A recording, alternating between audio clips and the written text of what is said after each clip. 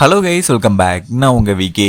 8வது ஊதிய குழுவோட சம்பள உயர்வு எவ்வளவு இருக்கும், அந்த சம்பளத்தை எப்படி கால்குலேட் பண்றது, இந்த 8th பே கமிஷன்ல எவ்வளவு ஃபிட்மென்ட் ஃபேக்டர் அடிப்படையில் ஊதிய உயர்வு கொடுக்க போறாங்க. ஸோ இப்போ பல மாதங்கள் கடந்துட்டு இருக்கு. அதுக்கான நிலுவைத் தொகை கொடுப்பாங்களா கொடுக்க மாட்டாங்களா, ஓய்வூதியர்களுக்கு என்ன நிலவரம், இந்த 8th பே கமிஷன் எப்ப ஸ்டார்ட் ஆச்சு, இன்னைக்கு தேதிக்கு என்ன நிலவரம், இந்த ஓய்வூதியமும் சம்பளமும் நம்ம கைக்கு எப்போ வரும் அப்படிங்கிற A to Z டீடைல்ஸை இந்த வீடியோல சொல்லியிருக்கேன். 8th பே கமிஷன் சம்பந்தப்பட்ட அனைத்து விதமான தகவலுமே இந்த ஒரு வீடியோல உங்களுக்கு கிடைக்க போகுது. சோ ஸ்கிப் பண்ணாம கடைசி வரைக்கும் பாருங்க, ரொம்ப யூஸ்ஃபுல்லா இருக்கும். வாங்க வீடியோக்குள்ள போலாம்.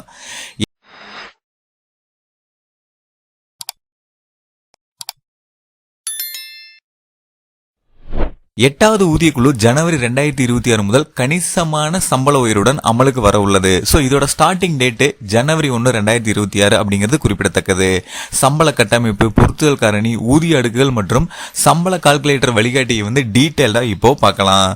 இப்போ பிரதமர் நரேந்திர மோடி தலைமையிலான மத்திய அமைச்சரவை 8வது மத்திய ஊதிய குழுவிற்கான செயல்பாட்டு விதிமுறைகளுக்கு ஒப்புதல் அளித்துள்ளது. ஒரு தலைவர், ஒரு பகுதி நேர உறுப்பினர் மற்றும் ஒரு உறுப்பினர் செயலாளர் ஆகியோரை கொண்ட இந்த குழு 18 மாதங்களுக்குள் தனது அறிக்கையை சமர்ப்பிக்கும். நிதி சிக்கனம் மற்றும் பொருளாதார நிலைமைகளை கருத்தில் கொண்டு மத்திய அரசு ஊழியர்களின் ஊதியம், ஓய்வூதியம் மற்றும் பணி நிலைமைகள் குறித்து இது ஆய்வு செய்யும். இந்த பரிந்துரைகள் 2026 ஜனவரி 1 முதல் அமலுக்கு வரும் என எதிர்பார்க்கப்படுகிறது. இந்த 8th பே கமிஷன் ஸ்டார்ட் ஆனது ஜனவரி 1, 2025. இதுக்கான தலைவர் நியமனம் இது எல்லாமே நவம்பர் 2025 ஸ்டார்ட் பண்ணாங்க. அது ஸ்டார்ட் ஆகி கிட்டத்தட்ட 8 மாதங்கள் ஆச்சு. மொத்தமா 18 மாதங்கள் அவங்களோட அறிக்கையை சமர்ப்பிக்க டைம் கேட்டிருக்காங்க. 2027 ஜூன் ஜூலைல தான் இது ஃபைனல் ஆகும். இப்போ 7வது ஊதிய குழு 2016 அமல்படுத்தப்பட்டது. மேலும் இது டிசம்பர் 31, 2025 அன்று முடிவடையும். அதாவது பழைய சம்பளம் 7வது ஊதிய குழுவோட சம்பளம் பாத்தீங்கன்னா டிசம்பர் 31, 2025 முடிந்தது. ஜனவரி 1, 2026 இருந்து உங்களுக்கு புதிய சம்பளம் வழங்கணும். ஆனா அதுக்கு காலக்கெடு எடுத்திருக்காங்க. சோ அது நிலுவைத் தொகை அடிப்படையில் உங்களுக்கு கம்பல்சரி வழங்கப்படும். 4வது, 5வது மற்றும் 6வது ஊதிய குழுக்கள் உட்பட மற்ற முந்தைய ஊதிய குழுக்கள் 10 ஆண்டு பதவிக்காலத்தை கொண்டிருந்தன. வழக்கமாக 14% அரசு அதிகாரிகளிடமிருந்து சம்பள உயர்வுக்கான பரிந்துரைகள் எதிர்பார்க்கப்படுகிறது. ஓகேங்களா. இப்போ 8வது ஊதிய குழுல மெயின் என்ன அப்படின்னா, 2025 ஜனவரி 16 அன்று 8வது ஊதிய குழுவை அமைப்பதற்கு மத்திய அமைச்சரவை ஒப்புதல் அளிச்சாங்க. 8வது மத்திய ஊதிய குழுவானது 2026 ஜனவரி 1 முதல் அமலுக்கு வருவதை உறுதி செய்கிறது. தற்போதைய பொருளாதார சூழல்களுக்கு ஏற்ப ஊதியம், ஓய்வூதியம் மற்றும் நலத்திட்டங்களை வகுப்பதும் அரசு ஊழியர்கள் மற்றும் ஓய்வூதியர்களின் வாழ்க்கை தரத்தை மேம்படுத்துவதும் இந்த ஆணையத்தின் முக்கிய பணிகளாக இருக்கு. சோ இதுல ஓய்வூதியர்கள், ஊதியதாரர்கள், அது மட்டும் இல்லாம அவங்களுடைய அதர் அலவன்சஸ் அப்படின்னு சொல்லுவோம், படிகள், இது எல்லாமே உயர்த்தக்கூடியதை இந்த மெயினான நோக்கம் 8th பே கமிஷன்ல. 8வது ஊதிய குழுவின் ஒரு முக்கிய அம்சம் குறைந்தபட்ச ஊதியத்தை 34.1% அதிகரிக்கும் வகையில் முன்மொழியப்பட்ட 2.28 என்ற பொருத்துதல் காரணியாகும். ஜனவரி 2026க்குள் 70% எட்டும் என எதிர்பார்க்கப்படும் அகவிலைப்படி திருத்தப்பட்ட கணக்கீடுகளுக்கு அடிப்படை சம்பளத்துடன் இணைக்கப்படும் அப்படின்னு முக்கியமான அப்டேட் வந்திருக்கு. ஸோ ரொம்பவே ஹைக்கும் வேணாம், கம்மியும் வேணாம், மினிமம் 1.8, மேக்சிமம் 3.83 கேட்டிருக்காங்க. இது எதுவுமே கிடையாது. நடைமுறையில சாத்தியமான ஒரு மினிமம் கால்குலேஷன் தான் இந்த வீடியோல நான் உங்களுக்கு சொல்லியிருக்கேன். ஃபிட்மென்ட் ஃபேக்டர் அடிப்படையில் 2.28 அப்படிங்கறத நான் எடுத்திருக்கேன். இது ஓரளவுக்கு கம்மின்னு சொல்லலாம். ஏன்னா அப்படின்னா 20 வருஷத்துக்கு முன்னாடி 1.8 போட்டாங்க. கடந்த 10 வருஷத்துக்கு முன்னாடி 2.57 போட்டிருந்தாங்க. இதுக்கு நடுநிலையான ஃபிட்மென்ட் ஃபேக்டர் தான் இந்த வீடியோல நான் உங்களுக்கு எடுத்திருக்கேன். இப்போ 8வது ஊதிய குழுவோட ஒரு கண்ணோட்டம் உங்களுக்கு சொல்றேன். 8வது ஊதிய குழு சுமார் 48.62 லட்சம் மத்திய அரசு ஊழியர்கள், 67.85 லட்சம் ஓய்வூதியர்களுக்கும் பயனளிக்கக்கூடும். எதிர்பார்க்கப்படும் சம்பள திருத்தங்கள் 20,000 முதல் 25,000 வரை இருக்கும் என மதிப்பிடப்பட்டிருக்கு. மற்ற முக்கிய விவரங்களை தெரிந்து கொள்ள 8வது ஊதிய குழுவின் கண்ணோட்டத்தை உள்ளடக்கிய கீழே உள்ள அட்டவணை டீடைல்ஸ் நான் உங்களுக்கு சொல்றேன். இப்போ 8வது ஊதிய குழுவோட ஒரு சிறந்த கண்ணோட்டம். செயல்படுத்தும் அதிகாரம் பாத்தீங்கன்னா பணியாளர் மற்றும் பயிற்சி துறைக்கு இருக்கு. எதிர்பார்க்கப்படும் பொருத்துதல் காரணி மினிமமா 2.28 ஆவரேஜான்னு கூட எடுத்துக்கலாம். எதிர்பார்க்கப்படும் அகவிலைப்படி பாத்தீங்கன்னா 2026க்குள் 70% எட்டும் என எதிர்பார்க்கப்படுது. செயல்படுத்தப்படும் தேதி பாத்தீங்கன்னா ஜனவரி 1, 2026. இந்த தேதியிலிருந்து நடைமுறைக்கு கொண்டு வந்திருக்கணும். ஆனா டைம் எடுத்திருக்காங்க. சோ இதுக்கான நிலுவைத் தொகை கம்பல்சரி கிடைக்கும். குறைந்தபட்ச ஊதிய உயர்வு அப்படின்னு பார்த்தீங்கன்னா 18,000 முதல் 41,000 வரைக்கும் இருக்கும். ஓய்வூதியம் வந்து குறைந்தபட்சம் வந்து பார்த்தீங்கன்னா அதிக ஓய்வூதிய தொகைகள் சரியான நேரத்தில் டைமிங்க்கு வழங்குறது. ஓகேங்களா? பயனாளிகள் வந்து பார்த்தீங்கன்னா மத்திய அரசு ஊழியர்கள் மற்றும் ஓய்வூதியர்கள் தான் இந்த 8th பே கமிஷன்ல பயனடைய போறாங்க. இதுக்கு அதிகாரப்பூர்வ வலைதளம் வெப்சைட் பார்த்தீங்கன்னா https://topt.government.in/ இதுதான் வந்து பார்த்தீங்கன்னா அஃபீஷியலான இந்த 8th பே கமிஷனுக்கான வெப்சைட்டு. அடுத்து 8வது ஊதிய குழுவின் சம்பள கட்டமைப்பு எப்படி அமைஞ்சிருக்கு அப்படின்னு பார்த்தீங்கன்னா 8வது ஊதிய குழுவின் சம்பள கட்டமைப்பில் பின்வரும் கூறுகள் வந்து அடங்கும். ஸோ இதில் மெயினாக இது எல்லாமே வந்து அடங்கும். என்ன அப்படின்னா அடிப்படை ஊதியம், தற்போதைய அடிப்படை ஊதியத்துடன் பொருத்துதல் காரணியை பயன்படுத்துவதன் மூலம் நிர்ணயிக்கப்படும் அடிப்படை சம்பளம், படிகள் அதர் அலவன்சஸ்ன்னு சொல்லுவோம், அகவிலைப்படி DA, வீட்டு வாடகைப்படி HRA மற்றும் பயணப்படி TA போன்ற முக்கிய கூறுகள் புதுப்பிக்கப்பட்ட அடிப்படை சம்பளத்திற்கு ஏற்ப மறு கணக்கீடு செய்யப்படும். அடுத்ததா மொத்த சம்பளம், அடிப்படை சம்பளம் மற்றும் படிகளின் கூட்டுத்தொகையை கணக்கிடப்படும் மொத்த வருமானம். இது ஒட்டுமொத்த ஊதியத்தை பிரதிபலிக்கிறது. ஸோ மெயினா இந்த 8th பே கமிஷனோட சம்பள கட்டமைப்பு அப்படின்னு பார்த்தீங்கன்னா மெயின் வந்து பார்த்தீங்கன்னா பேசிக் சேலரி அப்படின்னு சொல்லுவோம். அடிப்படை சம்பளம் வந்து உயர்த்துவாங்க. அடுத்தது இது மூலமா வந்து பார்த்தீங்கன்னா அகவிலைப்படி, வீட்டு வாடகைப்படி, பயணப்படி இது எல்லாமே ரிவைஸ் ஆகும். ஸோ இது எல்லாமே கலந்து ஃபைனலா மொத்த சம்பளம் கிராஸ் சேலரி அப்படின்னு சொல்லுவாங்க, அது ஒட்டுமொத்தமா உயரும். இதுதான் இந்த 8th பே கமிஷன்ல நடக்க போகுது. இதே மாதிரி ஓய்வூதியர்களுக்கும் உயர்வு வந்து இருக்கும். ஸோ அதை வந்து பார்த்தீங்கன்னா 8வது ஊதிய குழு ஓய்வூதிய திருத்தங்கள் அப்படின்னு பார்க்கும்போது 8வது ஊதிய குழுவின்படி ஓய்வூதியர்களுக்கும் சலுகைகள் நீட்டிக்கப்படும். 7வது ஊதிய குழுவின் கீழ் 9,000 நிர்ணயிக்கப்பட்டிருந்த குறைந்தபட்ச ஓய்வூதியம் கணிசமாக அதிகரிக்கப்படும் என எதிர்பார்க்கப்படுகிறது. முன்மொழியப்பட்ட 2.28 என்ற பொருத்துதல் காரணியை பயன்படுத்தினால் குறைந்தபட்ச ஓய்வூதியம் ஏறத்தள 20,500 உயரக்கூடும் அப்படிங்கிறது இந்த ஒரு தருணத்தில் குறிப்பிடத்தக்கது. இந்த குறிப்பிடத்தக்க அதிகரிப்பு ஓய்வு பெற்ற அரசு ஊழியர்களுக்கு மேம்பட்ட நிதி பாதுகாப்பை வழங்குவதை நோக்கமாக கொண்டுள்ளது. அதாவது ரிட்டையர்டான கவர்மெண்ட் எம்ப்ளாயிஸ்க்கு மினிமமா ஒரு 20,500 ஓய்வூதியம் போறது அவங்களுடைய பினான்சியல் டிபெண்டிங்க்கு கரெக்டா இருக்கும். அதாவது நிதி பாதுகாப்புக்கு இது ஒரு சப்போர்ட்டிவா இருக்கும் ரொம்பவே இந்த ஒரு பொருளாதார சூழல்ல அப்படிங்கிறது குறிப்பிடத்தக்கது. அடுத்ததா 8வது மத்திய ஊதிய குழுவின் அமைப்பு வந்து எப்படி இருக்குன்னா 8வது மத்திய ஊதிய ஆணையம் என்பது மத்திய அரசு ஊழியர்களின் ஊதிய கட்டமைப்பு, ஓய்வூதியம் மற்றும் பணி நிபந்தனைகள் ஆகியவற்றை ஆய்வு செய்து திருத்தங்களை பரிந்துரைப்பதற்காக அமைக்கப்படும் ஒரு தற்காலிக அமைப்பாகும். அது தனது அறிக்கைகளை சமர்ப்பிப்பதற்கு முன்னர் நிதிசார் சிக்கனம், பொருளாதார சமநிலை மற்றும் மத்திய மாநில நிதிகள் மீதான தாக்கம் ஆகியவற்றை கருத்தில் கொள்ளும். தேவைப்பட்டால் இந்த ஆணையம் இடைக்கால அறிக்கைகளையும் வெளியிடலாம். அதாவது வந்து 18 மாதங்கள் டைம் கேட்டு சோ இப்போ இதுக்கு இடைக்கால அறிக்கையை வந்து வெளியிடலாம். ஆனா இதுல மெயினா வந்து பாத்தீங்கன்னா நிதிசார் சிக்கனம், பொருளாதார சமநிலை, அதாவது மத்திய அரசு ஊழியர்களுக்கும் கரெக்டான சம்பளம் வழங்கணும்.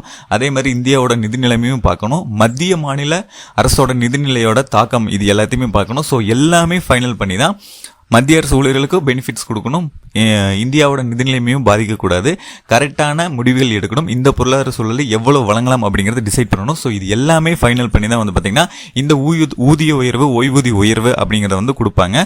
ஸோ இதுல வந்து பார்த்தீங்கன்னா முன்னாடியே ரெடி பண்ணி இடைக்கால அறிக்கையும் வந்து இதுதான் இப்படிதான் அப்படின்னு வெளியிடுறதுக்கு கூட வாய்ப்பு வந்து இருக்கு. இப்போ இதுக்கான தலைவர் அப்படின்னு பாத்தீங்கன்னா ஆணையத்திற்கு தலைமை தாங்கி அனைத்து நடவடிக்கைகளும் மேற்பார்வையிடுகிறார். உறுப்பினர் பகுதி நேர பணியாளர் இவர் வந்து பாத்தீங்கன்னா முடிவெடுப்பதில் நிபுணத்துவம், கருத்துக்களையும் ஆதரவையும் வழங்குவார். உறுப்பினர் செயலாளர் வந்து பாத்தீங்கன்னா நிர்வாகம், ஆராய்ச்சி மற்றும் ஆவணப்படுத்தலை ஒருங்கிணைக்கிறாரு. பதவிக்காலம் அப்படின்னு பாத்தீங்கன்னா அமைப்பு உருவாக்கப்பட்ட 18 மாதங்களுக்குள் பரிந்துரைகளை வந்து சமர்ப்பிக்கணும். சோ நான் ஆல்ரெடி சொன்னேன்ல 2025 நவம்பர்ல இதுக்கான தலைவர் நியமனம் நடந்தது. அதுல இருந்து 18 மாதங்கள், இப்போ 8 மாதங்கள் முடிந்தது. இன்னும் 10 மாதங்கள் வந்து இதுக்கான பதவி காலம் இருக்கு. சோ வரம்பு அப்படின்னு பாத்தீங்கன்னா ஊதிய கட்டமைப்பு, படிகள் மற்றும் ஓய்வூதியம் மற்றும் அது தொடர்பான சேவை நிபந்தனைகளை வந்து உள்ளடக்கிறது. சோ இதுதான் இதை மேனேஜ் பண்ணக்கூடிய தலைவர், உறுப்பினர் செயலாளர். இது வந்து எவ்வளவு பீரியட்னா 18 மாதங்கள். இதுக்கான வரம்பு, ஊதிய கட்டமைப்பு, படிகள், ஓய்வூதியம். ஸோ இது எல்லாமே வந்து பார்த்தீங்கன்னா சேவை அடிப்படையில் ரிவைஸ் பண்ண போறாங்க. அடுத்ததா 8வது ஊதிய குழு சம்பள கால்குலேட்டர் எப்படி கால்குலேட் பண்றது, எதன் அடிப்படையில் அப்படிங்கிறத பார்ப்போம். 8வது ஊதிய குழுவின் சம்பள கால்குலேட்டரை பயன்படுத்தி திருத்தப்பட்ட சம்பளத்தை மதிப்பிடுவது கணக்கீட்டுக்கு ஒரு பயனுள்ள கருவியாகும். 3 என்ற எதிர்பார்க்கப்படும் பொருத்துதல் காரணியை பயன்படுத்தி எளிமைப்படுத்தப்பட்ட கணக்கீட்டு வழிகாட்டி கீழே கொடுக்கப்பட்டுள்ளது.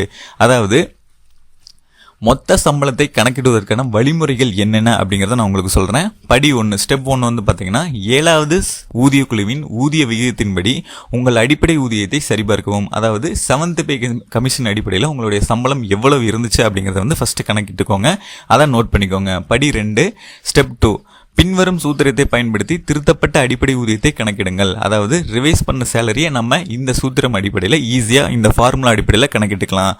திருத்தப்பட்ட அடிப்படை ஊதியம் ஈக்குவல் டு தற்போதைய அடிப்படை ஊதியம் இன்டூ பொருத்துதல் காரணி ஆவரேஜா 3 2.28 இல்ல 2.5 அப்படிங்கறத இந்த ஃபார்முலா அடிப்படையில் நீங்க ஈஸியா கணக்கிட்டுக்கலாம். ஸ்டெப் 3 அதாவது படி 3 அப்படின்னு பாத்தீங்கன்னா அகவிலைப்படியை கணக்கிடுங்கள். அகவிலைப்படி என்பது திருத்தப்பட்ட அடிப்படை ஊதியத்தின் ஒரு சதவீதமாகும்.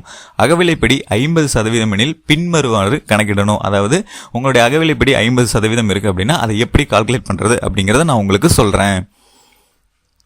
அகவிலைப்படி ஈக்குவல் டு திருத்தப்பட்ட அடிப்படை ஊதியம் இன்டூ 0.50 இந்த ரேஷியோ அடிப்படையில் கணக்கிட்டீங்க அப்படின்னா உங்களுடைய அகவிலைப்படி கணக்கிட்டுக்க முடியும். அடுத்ததா படி 4 என்ன அப்படின்னா திருத்தப்பட்ட அடிப்படை ஊதியத்தின் ஒரு சதவீதமான வீட்டு வாடகைப்படியை சேர்க்கவும். இது நகர பிரிவை பொறுத்து மாறுபடும். அதாவது பெருநகரங்களுக்கு வந்து 27%, இரண்டாம் நிலை நகரங்களுக்கு 20%, மூன்றாம் நிலை நகரங்களுக்கு 10%. இந்த அடிப்படையில் நீங்க கணக்கிட்டுக்கலாம். படி 5 அதாவது ஸ்டெப் 5 பொருந்தக்கூடிய சதவீதத்தை பயன்படுத்துவோம். ஊழியர்களின் நிலை மற்றும் நகர வகைப்பாட்டை பொறுத்து அமையும் பயணப்படியை சேர்க்கவும். அதாவது டிஏன்னு சொல்லுவோம். ஸோ இதை வந்து பார்த்தீங்கன்னா பொருந்தக்கூடிய சதவீதம் எவ்வளவு பர்சன்டேஜ் அப்படிங்கறத பொறுத்து நீங்க ஈஸியா கால்குலேட் பண்ண முடியும். ஸோ ஃபர்ஸ்ட் வந்து பாத்தீங்கன்னா உங்களுடைய ஸ்டார்டிங் சேலரி அடிப்படை சம்பளம் கணக்கிடுறீங்க. அடுத்து டிஏ கணக்கிடுறீங்க. அடுத்து வந்து பாத்தீங்கன்னா ஹெச்ஆர்ஏ வந்து எந்த ஏரியா அதாவது எந்த நகரம் அப்படிங்கறத பொறுத்து கணக்கிடுறீங்க. அடுத்ததா ஃபைனலா டிஏ இதை வந்து எவ்வளவு பர்சன்டேஜ் அப்படிங்கிற அடிப்படையில் ஈஸியா இந்த ஃபார்முலாவை ஒரு தடவை இந்த வீடியோவை பாஸ் பண்ணிக்கோங்க. அதுக்கப்புறம் நான் அந்த கால்குலேஷன் சொல்லியிருக்கேன். அதன் அடிப்படையில் கால்குலேட் பண்ணிக்கலாம். அடுத்து வீட்டு வாடகைப்படி ஈக்குவல் டு திருத்தப்பட்ட அடிப்படை ஊதியம் இன்டூ நகர சதவீதம். இது வந்து ஸ்டெப் 6. அனைத்து கூறுகளையும் கூட்டி உங்கள் மொத்த சம்பளத்தை வந்து நீங்க ஈஸியா கணக்கிட்ட முடியும். அது எப்படின்னா மொத்த சம்பளம் அப்படின்னு பார்க்கும்போது திருத்தப்பட்ட அடிப்படை சம்பளம் பேசிக் சேலரி பிளஸ் அகவிலைப்படி பிளஸ் வீட்டு வாடகைப்படி பிளஸ் பயணப்படி மைனஸ் நிலையான பிடித்தம். ஏதாவது டிடக்ஷன் ஏதாவது இருக்கு அப்படின்னா அதை வந்து அட்ஜஸ்ட் பண்ணிக்கோங்க. இதை பண்ணும்போது ஃபைனலா உங்களுக்கான சேலரி எவ்வளோ, கிராஸ் சேலரி எவ்வளோ அப்படிங்கிறத நீங்க தெரிஞ்சுக்கலாம். மொத்த சம்பளம் அப்படின்னு சொல்லுவோம். இப்போ 8வது ஊதிய குழுவின் பொருத்துதல் காரணி அப்படின்னு பார்க்கும்போது ஒவ்வொரு ஊதிய குழுவிலும் அரசு ஊழியர்களின் ஊதிய விகிதங்களை திருத்தி அமைக்க பயன்படுத்தப்படும் காரணி பொருத்துதல் காரணி ஃபிட்மென்ட் ஃபேக்டர் என அழைக்கப்படுகிறது. இந்த பொருளாதார சூழலை எவ்வளவு சம்பள உயர்வு கொடுக்கலாம் அப்படின்னு கணிக்கக்கூடிய ஒரு கணிதம் அப்படின்னு தான் ஃபிட்மென்ட் ஃபேக்டர் பார்க்கலாம். திருத்தப்படுவதற்கு முந்தைய அடிப்படை ஊதியத்தை திருத்தப்பட்ட ஊதியத்திற்கு நிகராக மாற்றுவதன் மூலம் புதிய அடிப்படை ஊதியத்தை தீர்மானிப்பதில் இது ஒரு முக்கிய பங்கு வகிக்கிறது. கீழே உள்ள அட்டவணையானது இந்தியாவில் 4வது ஊதிய குழு முதல் எதிர்பார்க்கப்படும் 8வது ஊதிய குழு வரையிலான பொருத்துதல் காரணி மற்றும் பிற தொடர்புடைய விவரங்களை உள்ளடக்கியுள்ளது. அதாவது கிட்டத்தட்ட 40-60 வருடங்களுக்கு முன்னாடி எவ்வளவு ஊதிய உயர்வு இருந்துச்சு, 10 வருஷத்துக்கு ஒரு தடவை இந்த சம்பள உயர்வு இருக்கும். ஸோ அதன் அடிப்படையில் 4th பே கமிஷன்ல இருந்து இப்போ 8th பே கமிஷனுக்கு வந்திருக்கும். கிட்டத்தட்ட 40 வருடங்கள். ஓகேங்களா? ஸோ இதுல எல்லாமே என்ன நடந்திருக்கு அப்படிங்கறத நான் உங்களுக்கு சொல்றேன். 8வது ஊதிய குழுவின் பொருத்துதல் காரணி இதை எப்படி கணக்கிடலாம்னா ஊதிய ஆணையம் சம்பள உயர்வு எவ்வளவு பர்சன்டேஜ், அதுக்கான பொருத்துதல் காரணி என்ன, குறைந்தபட்ச அடிப்படை சம்பளம் என்ன அப்படிங்கிறது. 4வது ஊதிய குழு அதாவது கிட்டத்தட்ட 40 வருடம் பின்னாடி போகணும். 16, 6, அதுக்கப்புறம் 96, 86, 1986 4th பே கமிஷன்ல சம்பள உயர்வு 27.6% இருந்தது. அப்ப வந்து இந்த ஃபிட்மென்ட் ஃபேக்டர் அப்படிங்கிறது கிடையாது. மத்திய அரசு ஊழியர்களுக்கு ஸ்டார்டிங் சேலரி குறைந்தபட்ச அடிப்படை சம்பளம் 750 ரூபாயா இருந்துச்சு. அடுத்து 5வது ஊதிய குழுவில் வந்து பாத்தீங்கன்னா 1996 அப்படின்னு சொல்லலாம். ஸோ இதுல வந்து பாத்தீங்கன்னா 31% சம்பள உயர்வு இருந்துச்சு. ஃபிட்மென்ட் ஃபேக்டர் கிடையாது. குறைந்தபட்ச அடிப்படை சம்பளம் 2550 இருந்துச்சு. அடுத்ததா 6வது ஊதிய குழு இதுல வந்து பாத்தீங்கன்னா 54% ஊதிய உயர்வு இருந்துச்சு. 1.86 ஃபிட்மென்ட் ஃபேக்டர் அடிப்படையில் வழங்கப்பட்டுச்சு. ஸ்டார்டிங் சேலரி 7000 அப்படிங்கிறது குறிப்பிடத்தக்கது. இதற்கான வருடம் 2006. ஓகேங்களா? அடுத்து இப்ப வந்து ரன்னிங்ல இருக்கிறது 7th பே கமிஷன். இதுல வந்து பாத்தீங்கன்னா 14.29% வந்து ஊதிய உயர்வு இருந்துச்சு. இதோட ஃபிட்மென்ட் ஃபேக்டர் 2.57 அப்படிங்கிறது குறிப்பிடத்தக்கது. 18,000 மத்திய அரசு ஊழியர்களுக்கு ஸ்டார்டிங் சேலரியா இருந்துச்சு. இதோட பீரியட் அப்படின்னு பாத்தீங்கன்னா 2016. ஓகேங்களா, இதுதான் 10 வருடமா வந்து இப்போ லைவ்ல போயிட்டு இருக்கு. அடுத்ததான் நம்ம எதிர்பார்க்கிறது 8வது ஊதியக்குழு. கிட்டத்தட்ட 20% வந்து எதிர்பார்க்கப்படுகிறது. மீடியமா தான் போட்டிருக்கு. பர்சன்டேஜ் ஃபிட்மென்ட் ஃபேக்டர் அப்படின்னு பாத்தீங்கன்னா 3 அப்படிங்கிற அடிப்படையில் எதிர்பார்க்கப்படுது. ஸ்டார்டிங் சேலரி 21,600 மினிமமா வந்து எதிர்பார்க்கப்படுது. ஓகேங்களா, இப்போ 8வது ஊதிய குழுவின் ஊதிய அட்டவணை வந்து பாத்திரலாம். ஏன்னா நிலை 1 இருந்து நிலை 18 அந்த மாதிரி ஏகப்பட்ட ஊழியர் நிலைகள் இருக்கும், ஊதிய நிலைகள் இருக்கும். சோ இதை வந்து எப்படி கணக்கிடுறது அப்படிங்கறத நான் உங்களுக்கு இதுல சொல்லிடுறேன். எதிர்பார்க்கப்படும் 8வது ஊதிய குழுவின்படி ஊதிய அணி அட்டவணை கீழே உள்ள அட்டவணையை பகிர்ந்துள்ளோம். அதாவது 8வது ஊதிய குழுவின் ஊதிய அட்டவணை என்ன, இப்போ என்ன சம்பளம் வாங்கிட்டு இருக்கீங்க, இது மினிமமா ரிவைஸ் பண்ணி அரசாங்கத்தோட நிதிநிலையை கணக்கிட்டு மினிமமா கொடுத்தாங்கன்னா எவ்வளவு உயர்வு இருக்கும் அப்படின்னு தான் நான் சொல்லியிருக்கேன். ஃபர்ஸ்ட் ஊதிய அணியோட நிலை என்னென்ன நிலைகள் இருக்கு, அடுத்து 7வது சிபிசியின் அடிப்படை சம்பளம், அடுத்தது 8வது சிபிசியின் அடிப்படை சம்பளம். ஆல்ரெடி என்ன வாங்கிட்டு இருக்கீங்க, இப்போ என்ன வரப்போகுது, இது நிலைகள் அடிப்படையில் சொல்றேன். ஊதிய அணி நிலை 1 18,000 வாங்கிட்டு இருக்காங்க அப்படின்னா 21,600 ரிவைஸ் ஆகும். ஊதிய அணி நிலை 2 இவங்களுக்கு 19,900 வழங்கிட்டு இருப்பாங்க. அவங்களுடைய சம்பளம் 23,880 உயரும். அடுத்து ஊதிய அணி நிலை 3 இதுக்கு வந்து பாத்தீங்கன்னா 21,700 வழங்கிட்டு இருப்பாங்க. இது 26,040 உயரும். நான் ஆல்ரெடி மறுபடியும் சொல்லிடுறேன், இது வந்து பாத்தீங்கன்னா மினிமம் பர்சன்டேஜ், அதாவது பெரிய எக்ஸ்பெக்டேஷன் எதுவுமே இல்லாம, ஏன்னா கோரிக்கையில வந்து நிறைய கொடுத்துருக்காங்க. பெரிய எக்ஸ்பெக்டேஷன் இல்லாம மினிமமா இந்த உயர்வு வந்துச்சு அப்படின்னா எவ்வளவு இருக்கும் அப்படிங்கறத நான் உங்களுக்கு சொல்லியிருக்கேன். இது வந்து ஆவரேஜா ஒரு 2.10 2.3 இந்த ஃபிட்மென்ட் ஃபேக்டர் அடிப்படையில் நான் எடுத்திருக்கேன். அடுத்ததா நிலை 4க்கு 25,500. ஸோ இது வந்து 30,600 உயரும். நிலை 5க்கு வந்து பாத்தீங்கன்னா 29,200, 35,040 ரூபா இந்த 8th பே கமிஷன்ல உயர்வு இருக்கும். நிலை 6க்கு வந்து 35,400 ஆல்ரெடி வழங்கிட்டு இருப்பாங்க. 42,480 ஊதிய உயர்வு இருக்கும். நிலை 7க்கு வந்து 44,900 வந்து ஆல்ரெடி இருக்கும். அவங்களுக்கு 53,880 உயர்வு இருக்கும். நிலை 8ல் இருக்கிறவங்களுக்கு 47,600 அடிப்படை சம்பளமா இருக்கும். அவங்களுக்கு 57,120 உயரும்.